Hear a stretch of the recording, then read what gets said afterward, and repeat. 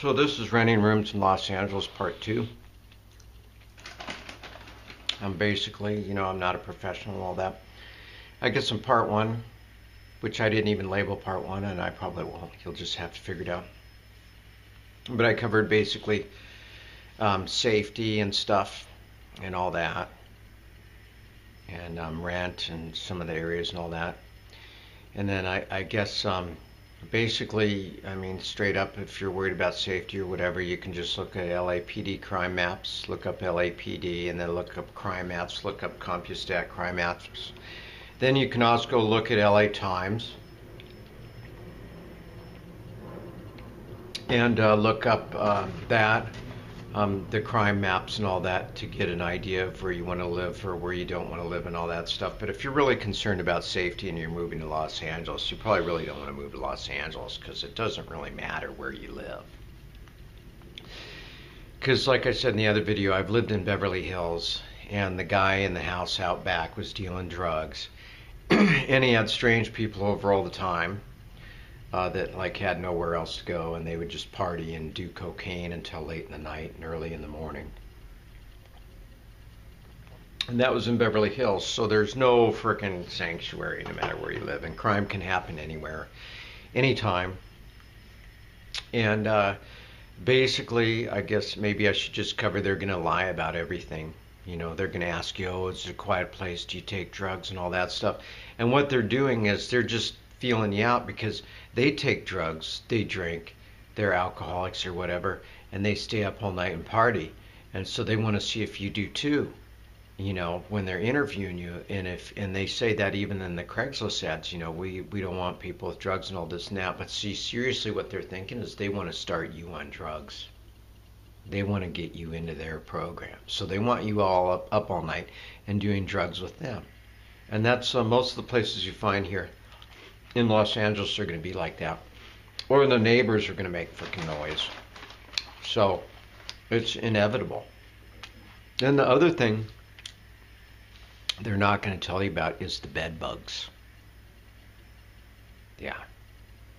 And so what'll happen is you'll move in and everything, and then you'll start getting bites on your body in different areas, and you'll notice that you have bed bugs. Maybe you'll wake up quick, turn on the light, and you'll have bed bugs and everything. This one place I lived at, they had bed bugs, and then I moved to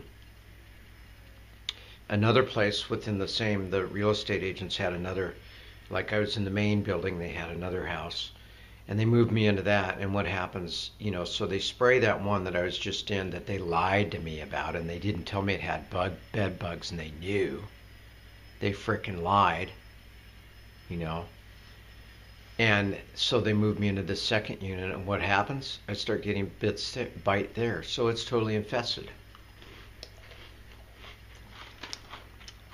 So I moved to another place, and I find out they've got them here. So pretty much in LA, the norm is you can just expect to have that. If you're moving to LA, you can expect it to get bit sooner or later. That's the new norm in this country. That's what we got to get used to. And like where I'm at now is a pretty nice area. This is a nice area. 2 weeks ago, some people robbed a 7-Eleven, and then they left, and then the people that chased the criminals out in the parking lot, which is not a bright idea. You don't want to chase somebody with a gun that's robbed you and crazy and is all doped up on crack or crank or whatever. And that's 90% of the crime in this country, 99 point. But that doesn't have anything to do with renting. But anyways, yeah, so yeah, and they wound up dead. But that's in a nice area. So if you're in an area that's not so nice, that might happen every day. So that's it. And then also with Craigslist, there's a lot of scammers. There's a lot of fake ads on there. They just want to harvest information from you. So they want to get as much information out of you as they can. And then they want to get your phone number, and they can sell that out to telemarketers. They want to get your email address so they can sell that out. and everything. They basically just want to extort your information and try to get it from you. So they'll lie. They'll totally lie in the ad. The ad will be fake. They'll take a fake picture, or they'll post, paste and copy one, and then start an ad and everything. It'll be completely fake. Or they'll have another type of ad where they'll tell you you need to join this website to communicate with them, and they're a bunch of phonies and fakes and all that stuff, and they have ads on Craigslist. I don't know why nobody takes them down. There's a lot of fake, phony ads on there that will waste your time. Then there's Westside Rentals, and I got that good place in Beverly Hills where they were dealing drugs, which was a nice place. I got, other than that, if you can look past that, drug dealing at your place, which here you'll have to. Basically, a good tip that I can give somebody is get some plugs that you're not allergic to, and just wear them at night when you want to sleep, because anywhere in LA, if you're not wearing earplugs, you're probably not going to sleep unless you're like a person that wants to stay up all night and party and do drugs.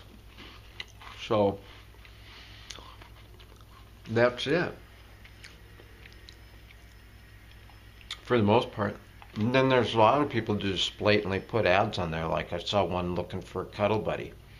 He just wants to get some chip to bone for rent. And I see a bunch of those where it's a guy saying he has an apartment for rent, or a room for rent somewhere, and he's really just looking for some chick to bone. Or there's a lot of gay people there that put that they're renting out a room or whatever, and they're not. They want somebody to have sex with. They're too desperate. They don't have enough of self-esteem or enough of self-assurance or have the social skills to go out and meet somebody and get laid. They have to have Craigslist ads to put all that stuff on there. It's crappy because it messes it all up for people that are really looking for a place to rent.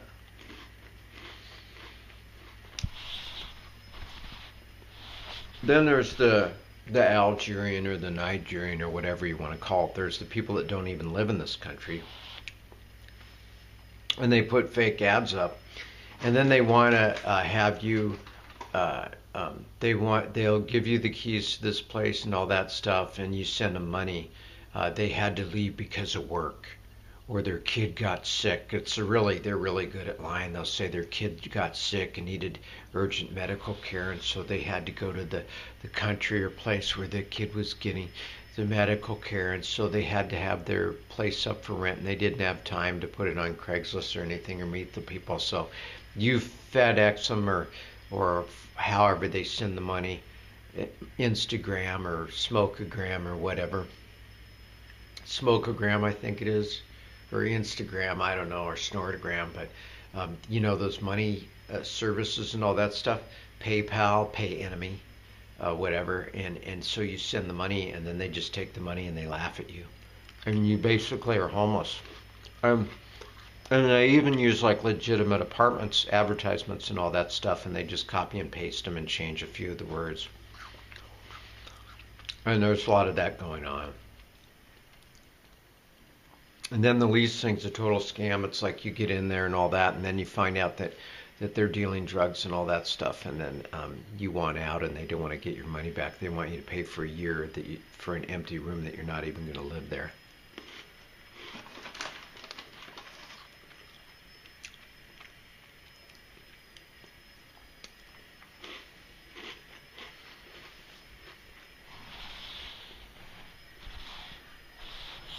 So that's what you're looking at. They're going to lie about safety. They're just going to lie about everything, and you have to assume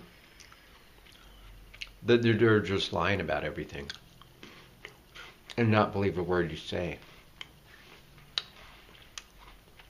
If you can meet the landlord, the real landlord that actually lives there, that's better. But they're going to lie to you too. So it's really just a gamble. You just pay first and last, and you just move in. You can't really. The experience has taught me that they're always lying. It's just, how much are they lying and about what? and then they lay down the rules, and all that stuff. They tell you like it's a 5 bedroom house and they're renting out 1 bedroom, and then there'll only be 4 other people staying there, but that's not the real truth. There's 3 or 4 of their friends that always spend the night, so it's more like 8 people sharing the same shower. That happens quite a bit and stuff. And then also you want to wear your flip flops. You want to wear like beach shoes and stuff when you're in the shower and all that. Well, you don't have to, but if you want to pick up a bunch of funguses and diseases and all that stuff, then don't do that and see what you get.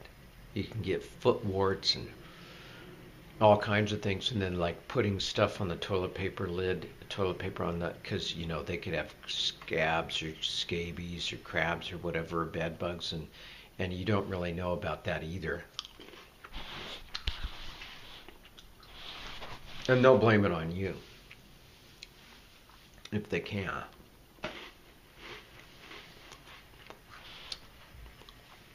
So that's pretty much about it. Let's see, I covered scams. Yeah, it's just a gamble. It's like playing roulette or whatever. That's the bottom line. You just have to go meet the people and stay there a while, and then you'll find out what it's really like. The stuff that they're not telling you.